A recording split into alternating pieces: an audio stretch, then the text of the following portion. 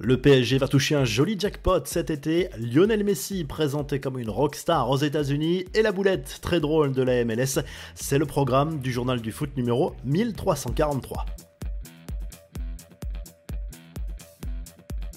Le PSG va remplir ses caisses, la tournée au Japon qui démarre dans quelques jours va rapporter environ 20 millions d'euros aux champions de France.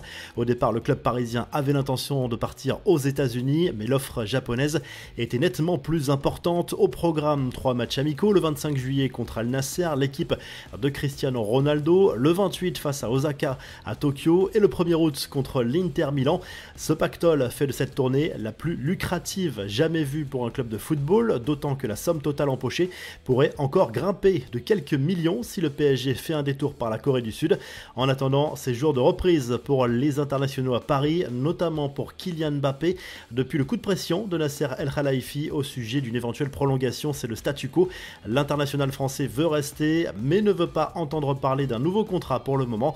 D'ailleurs, le président parisien a l'intention de se rendre au centre d'entraînement cette semaine pour superviser la vraie reprise complète de l'effectif. Et pour clore l'actu du PSG, le troisième maillot a été dévoilé, rien d'officiel puisque la mèche a été vendue sur les réseaux sociaux par Travis Scott.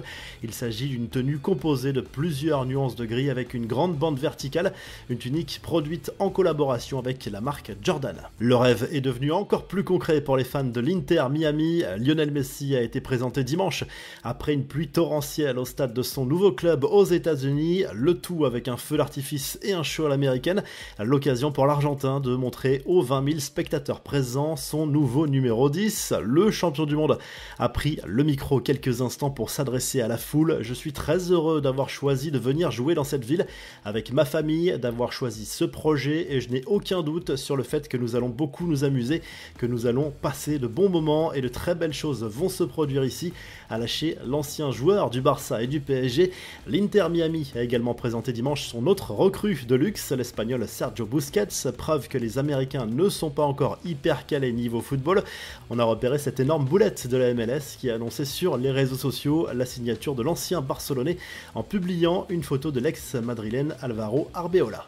Les infos en bref, à peine revenu et peut-être déjà reparti, parti libre la saison dernière au PSV Eindhoven, Xavi Simons va signer un nouveau contrat de 4 ans en faveur du PSG qui a activé une clause spéciale pour son retour à moindre coût, mais le joueur a visiblement négocié un prêt pour pouvoir continuer sa progression.